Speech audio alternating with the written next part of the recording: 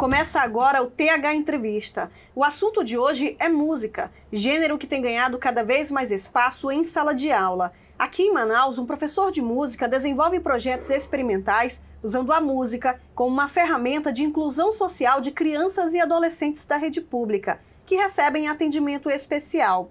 Para falar sobre esse e outros assuntos, conversamos com o autor dessa iniciativa, professor e músico Abner Viana. Seja bem-vindo ao TH Entrevista. Olá, Naine, muito obrigado. E para mim é um imenso prazer estar aqui conversando sobre música, sobre coisas que tanto a gente ama fazer, né, nessa vida musical e na vida de músico e de educador musical. E vai ser um prazer imenso estar conversando sobre tudo isso aí, todos esses processos. Bom, começo perguntando então como é que surgiu a ideia de ter essa iniciativa, de levar projetos até essas crianças e adolescentes através do seu conhecimento, né? De compartilhar até essas crianças que necessitam de um atendimento especial e na própria formação delas também. Bom, começa quando eu termino a universidade, a graduação, recém-formado em música, e fui trabalhar no Liceu de Artes e Ofícios Cláudio Santoro, né? Quando eu começo a dar aula de saxofone, clarinete, que é a minha área de formação, começa a chegar de diversas partes da cidade um público um tanto assim específico, digamos, né? Então vinha, além dos alunos que querem ser músicos, estudar música para seguir a carreira musical, vinham também, porque também era uma função do liceu, agregar um público que era constituído de alunos autistas, habilidades especiais, síndrome de Down, um público de necessidades especiais de surdo-cegueira, né? Que era então constituído na época essa denominação. Então houve a necessidade de receber e de também passar de alguma forma o conhecimento musical desses instrumentos para esse público, e até então eu não tinha um conhecimento, então houve essa necessidade da minha parte de estar buscando conhecimento e para depois estar gerando uma maneira de lidar com esse público e de ensinar a música de uma outra forma. A música já era algo que você dominava antes de ir para a sala de aula? Eu entrei no mundo da música profissionalmente assim, na adolescência, e procurei a formação, né? Seguindo do próprio Liceu de Artes, que na época era um centro cultural, e depois eu segui para a universidade, né?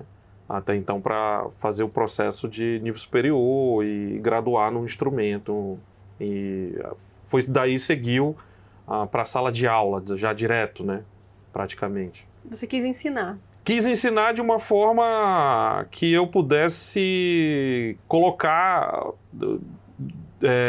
de coisas que eu senti falta na minha formação, né? Que eu vi que eu poderia contribuir de alguma forma, não só com a música erudita ou com o jazz, mas também com a música brasileira, né? Em geral, né? O gênero choro, o samba, os gêneros do Nordeste, enfim. E trazer para esses alunos um ensino mais sistemático para que pudessem haver um resultado mais coeso nesse sentido.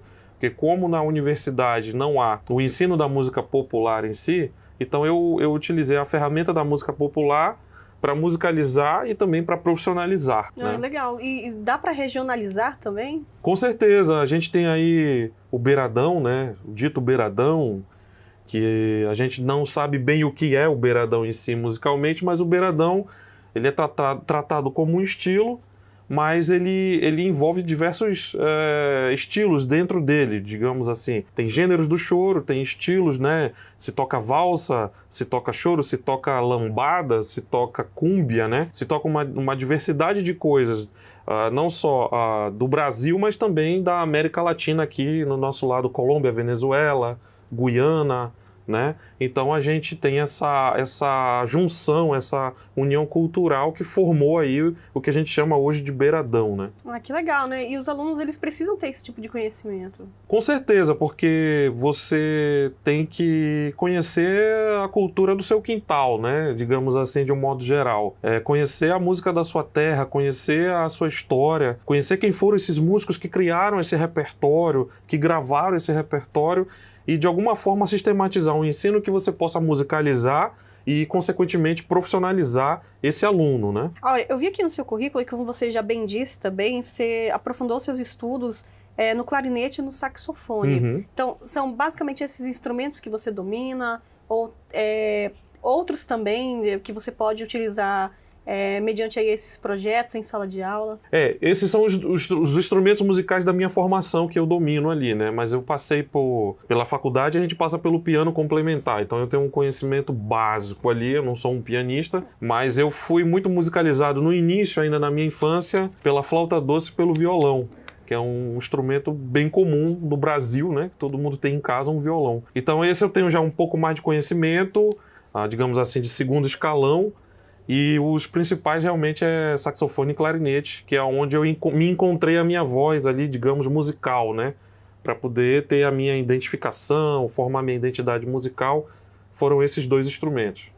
E isso é importante, né? Até como referência também, quando se busca alguém que conheça sobre determinado instrumento. Exatamente, porque você vai direcionar, né? Você também vai, num processo de ensino e aprendizagem, você também está aprendendo e entendendo de que maneira que cada aluno é um universo, né? Então, às vezes, o aluno, você está musicalizando ele no clarinete, mas futuramente ele pode ir para um piano, ir para um violino, ou para uma flauta, né? Ou ele vem de um outro instrumento também, isso é muito comum nos cursos livres ou nos cursos ainda um tanto conservatoriais de haver essa mudança, né?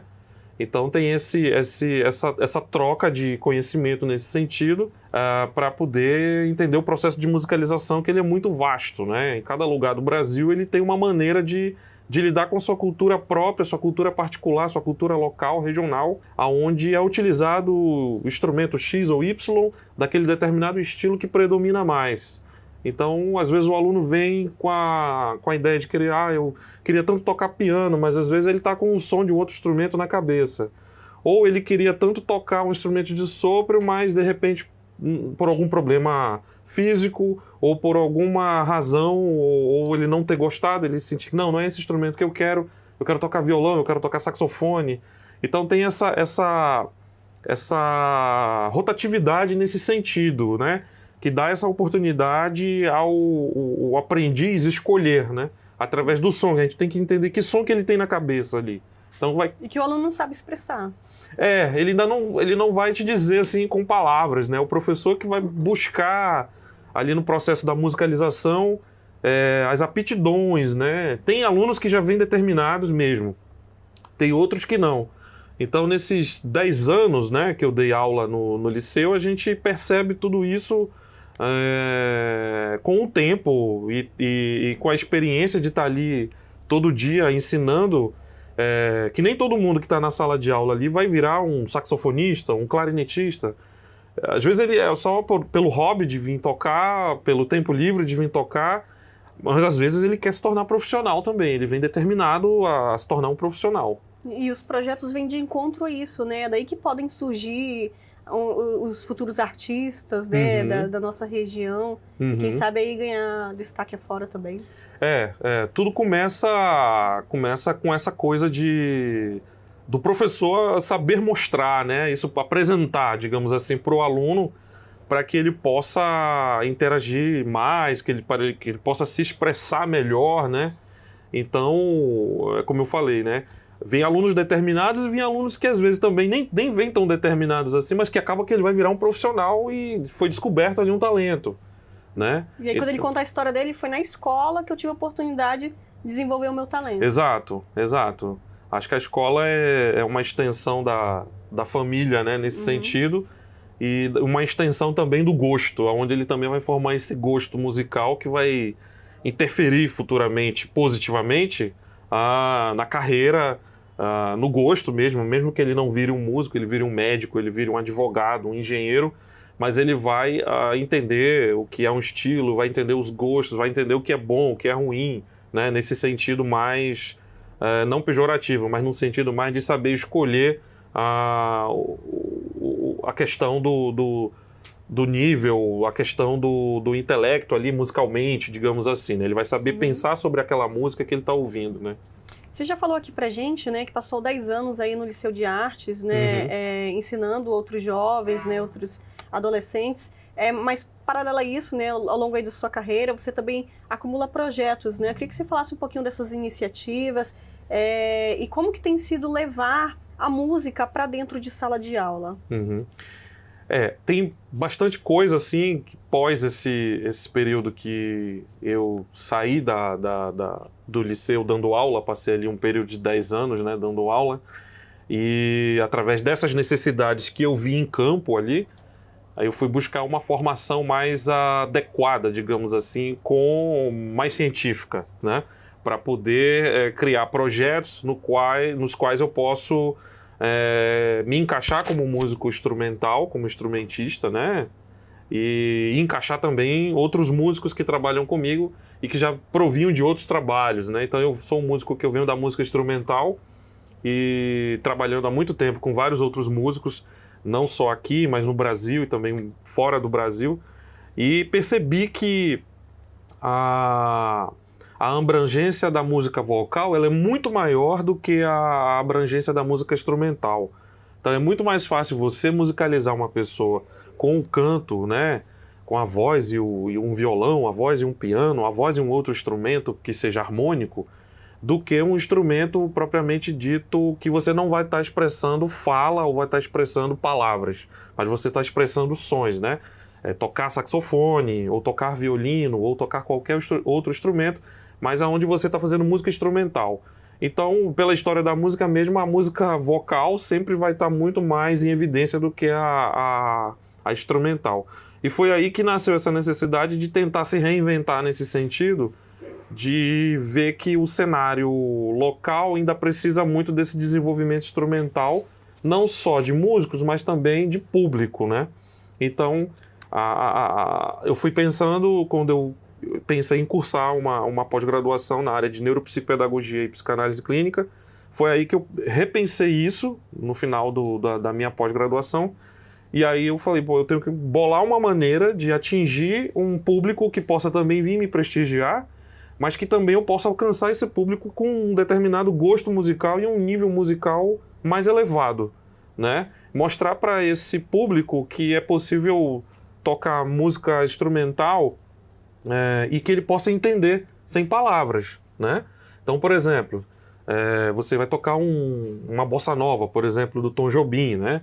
A gente já sabe quem é ele, as letras e tudo mais, sei lá, um Garota de Ipanema da vida, Meditação, enfim. Porque tem a letra que te informa, que ele te dá ali ele leva aquela informação e aquela informação é recepcionada mais rápida por causa da letra, né? Com o som, você só toca, né?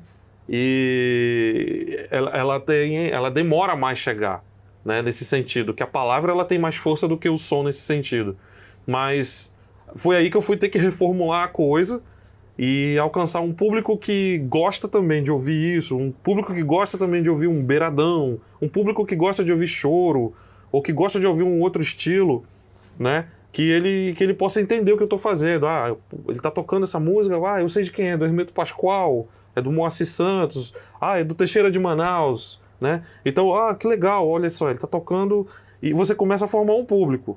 Mas, antes de formar esse público, eu pensei em ir na base, né? Então, quem é a base da nossa sociedade são as crianças, né? São o público adolescente, o público jovem. E aí foi quando eu comecei a bolar projetos, né? Pensar em projetos e estratégias que a gente pode musicalizar, a gente pode entreter e a gente pode também estar levando informação intelectual para esse público entender, né, por que ele toca uma música instrumental e é tão emocionante quanto a vocal, né? Então esse foi o desafio ao longo de alguns projetos que eu fui desenvolvendo com os músicos também, em parceria, né, com vários outros músicos, e aí começou esse trabalho de entender a inclusão social através da música instrumental. Inclusive você tem um projeto recente também, que é voltado a crianças e adolescentes, né, da rede pública. Foi um projeto que foi contemplado pela prefeitura, né, da Manaus CUT. Já há tempo também que eu tenho colocado outros projetos com música na escola, experimentando, né? Ainda de forma experimental, para saber qual é o tipo de receptividade que a gente vai ter através do público infanto-juvenil ali, né? Os jovens, adolescentes e tal. E esse projeto que se chama Música nas Escolas, né? Uma arte com uma inclusão social, já foi específico para um público que também tem habilidades especiais, né? Autistas, enfim. E foi uma outra experiência já abordando do ponto de vista científico ali, que eu escolhi um repertório específico para musicalizar e trazer dessa vez os alunos, né? Alunos, adolescentes e crianças para tocar com o meu grupo. Então foi uma experiência experimental a princípio, está sendo ainda, né? Esse projeto ainda é um embrião que talvez vá reverberar bem mais na frente com outras formações. Então, eu fui atrás desse público para entender como é que a música passa ali na cabeça deles, como é que eles ouvem música, né? De que maneira, como eles se expressam. Então, vamos trazer esse pessoal para tocar com a gente. Então, mas aí ficou a pergunta, não, mas eles não sabem tocar, como eles vão tocar? Falei, bom, eles têm uma música na cabeça, que a gente tem que fazer com que eles exprimam isso, que eles possam se expressar, e o resultado foi maravilhoso, né? Que nós tocamos diversos estilos, né? Rock, jazz, bossa nova, samba, uma determinada gama de estilos, e eles iam correspondendo. Então eu fui escolhendo tonalidades que eles estavam ali num primeiro contato mais se expressando melhor, e a gente foi adaptando os arranjos para tocar junto. A receptividade tem sido positiva?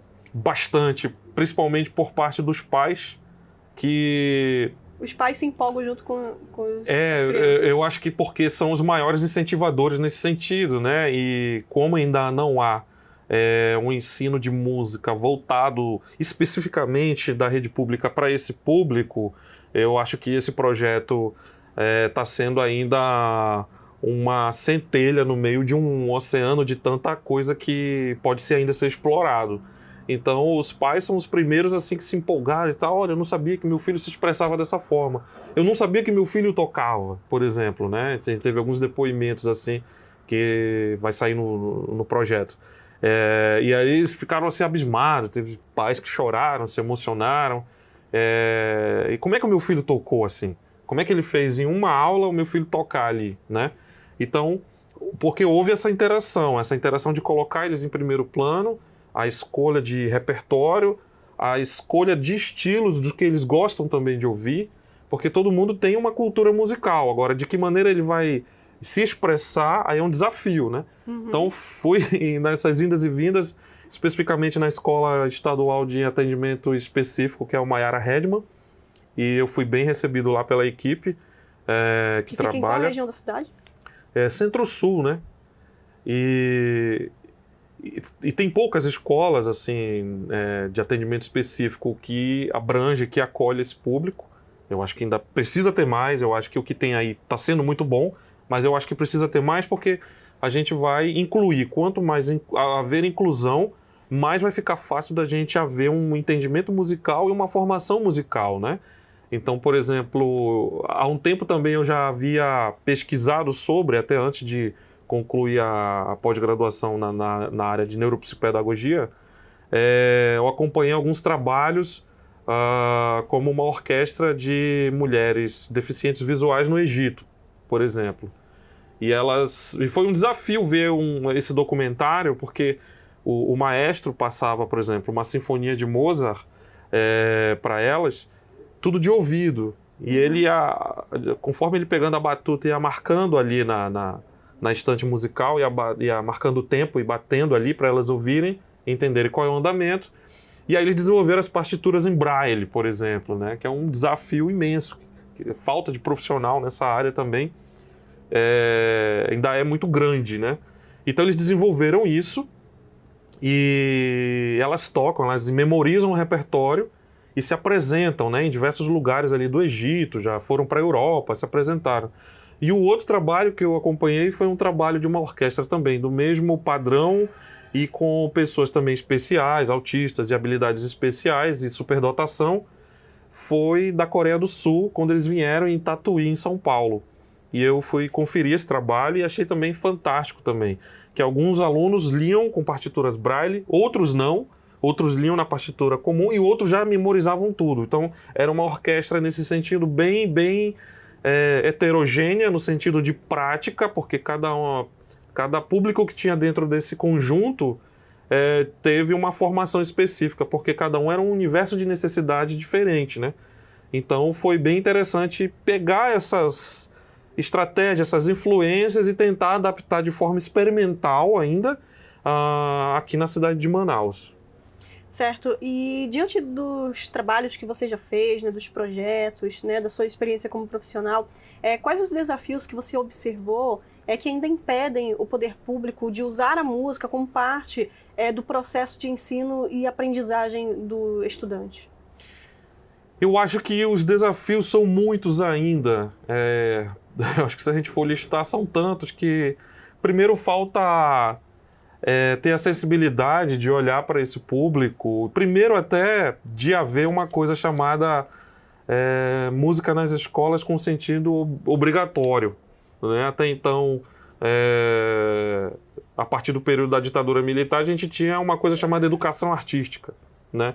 Hoje, os cursos de universidades superiores estão se reformulando como um curso de educação musical, ou um curso de licenciatura em música, enfim, diversos nomes, mas que está voltado ao ensino. Isso é muito legal desse sentido acadêmico que está se reformulando. Aos poucos ele está se reformulando.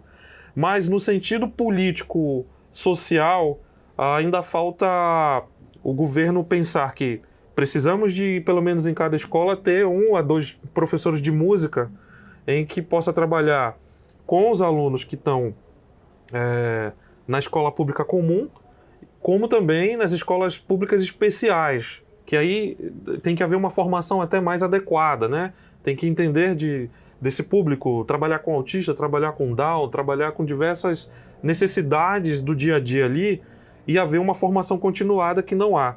Então eu acho que ainda falta, tanto por parte da máquina do município, como na máquina estatal e da máquina federal, implantar projetos e adaptar projetos de acordo com a regionalidade e a necessidade de cada estado, de cada região, de cada cidade, para a gente poder ter um ensino mais coeso nesse sentido. Imagina se a gente houvesse diversas orquestras de alunos autistas, surdos cegueiras, né? Diversas orquestras assim. O quanto também vai gerar de... Isso melhora até a aprendizagem do estudante também, Exato, né? porque vai gerar repertório, vai gerar novas aprendizagens, vai gerar novos ensinos e vai gerar, claro, o básico, que é um emprego para o músico que está recém-formado da universidade, por exemplo. Mas, acima de tudo, vai gerar a inclusão, né? Você pode dizer que essa pessoa está inclusa, ela está dentro aqui do sistema que político que está contemplando ali o cidadão, né? Que está ali com essa necessidade X ou Y, que precisa aprender música. Então, não só a música, como também as outras artes em geral, né? Então, acho que ainda falta esse entendimento e essa compreensão da prática de entender que isso tem que haver. Não pode apenas ser um lobby político para, tem professor de música lá, tá, mas quais são as condições desse professor de música? É dada essa condição a ele? Ele tem um local específico para trabalhar? Ainda falta muito isso. Em algumas escolas já há bastante, mas ainda é muito pouco no universo que é um país tão continental quanto o nosso, né? Uhum. Agora eu queria que você falasse também um pouquinho da sua experiência, né? Se você até comentou, mas teve a oportunidade de tocar com outros nomes também da música, alguma experiência marcante também? Devido ao seu trabalho já de pesquisa que vem desenvolvendo, né, e que possibilita também ampliar, né, esse contato, esse relacionamento com outros profissionais. Eu tive bastante experiências bem positivas com grandes artistas de nome, assim, né, dentro e fora do país. Foi bem interessante. Posso citar alguns nomes aqui, acho que Gabriele Mirabassi, o próprio Frank Sinatra Jr., né, que é o filho do Frank Sinatra. Toquei na orquestra com ele, com os músicos que acompanharam até o pai dele, né, tive essa oportunidade, com a Marina de la Riva, com algumas turnês com Guilherme Arantes, com a Leila Pinheiro e diversos outros músicos, né, internacional, da música instrumental também, Ed Serrat, Jimmy Green, tantos outros músicos também, né? Então, assim, essas experiências para mim foram essenciais para consolidar ali não só o meu ensino técnico e a minha carreira de músico, mas também de entender que cada artista também é um universo e cada um tem a sua própria linguagem, né? E você tem que entrar e se adequar na linguagem de cada um. Então, para mim, como músico, essa presença de palco foi muito importante. Um contato e tanto, né? Uma experiência importantíssima. E você pretende desenvolver outros projetos nesse sentido, levando a música até as escolas? Pretendo utilizar a música de produção local, né? Com mais intensidade. Com o beiradão, com o choro. A gente tem tantos talentos aqui em Manaus que aparentemente estão um tanto esquecidos nesse sentido. E compositores, né? Que a gente pode estar utilizando como uma forma de musicalizar, como uma forma também de se apresentar também, não só do trabalho pedagógico musical, mas também o trabalho de formação de público e de plateia, né? E eu tive essa experiência porque eu criei um circuito de música instrumental manauara há um pouco mais de 10 anos e levei até esse circuito, fiquei trabalhando com esse circuito até fora do país, na Argentina, passei um tempo trabalhando com esse circuito e vi que o resultado também é muito positivo. Mas a gente precisa ainda fomentar essa coisa de dar valor aos grandes valores da terra, nesse sentido, porque são poucos tocados, né? Então a gente tem que... não seria um resgate, mas seria assim, uma valoração musical e uma criação também de sistematizar repertórios para você também, a partir daí, ter um ensino pedagógico musical de entender quem foi ali o Teixeira de Manaus, quem foi o Chiquinho Davi, o Rafi do sax, o Souza Caxias, o Maestro Gerê, né? Tem uma gama de compositores, músicos compositores, músicos cantautores aqui, né? A gente tem aí o Nicolas Junho, que é um cara que bate uma bandeira, leva uma bandeira da música local, regional. Então, isso é muito legal, porque a gente pode estar musicalizando dentro da geografia amazônica e levando essa informação que até então é pouco difundida. Então, eu acho que é muito importante haver essa valoração, não no sentido pejorativo, mas no sentido que vai haver resultado, intelecto musical, vai haver receptividade do público, né? Vai haver identificação com essa cultura, porque não faz sentido a gente chegar, por exemplo, no interior do Amazonas e ficar tocando música pop, ou tocar jazz, ou tocar uma coisa que não fala com a realidade daquele ribeirinho, não fala com a realidade daquele morador daquela determinada cidade.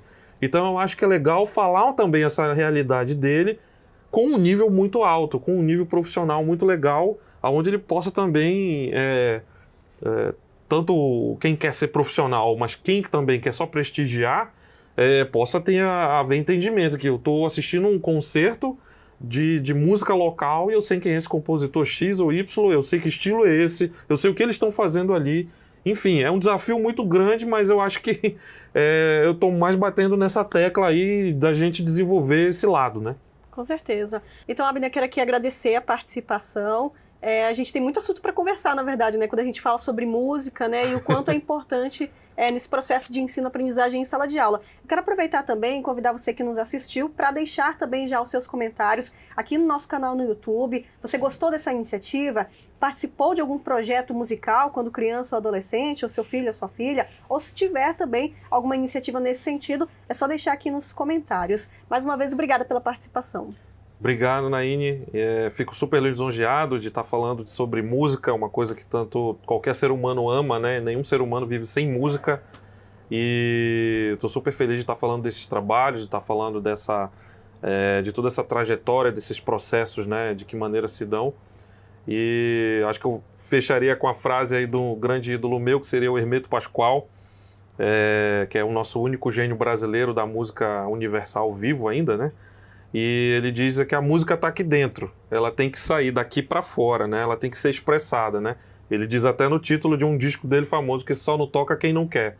Então é isso, eu acho que a gente tem que armar uma maneira de estar trazendo, de estar promovendo esse conhecimento e estar colocando isso para as pessoas, para todo mundo, porque a música é para todo mundo, né? Todo mundo pode consumir e pode fazer música. E como você bem disse, a música está na nossa cabeça. Exatamente, exatamente. Isso eu aprendi. Muito obrigada. Então, já fica o convite, né, para participar nas outras edições aqui do TH Entrevista, contando mais sobre outros projetos como esse. Por favor. Obrigado. E você que nos assistiu, se inscreva aqui no nosso canal no YouTube para acompanhar as próximas entrevistas. Ative as notificações clicando no sininho e, claro, nos siga também nas redes sociais, @InfoTodaHora. Até a próxima!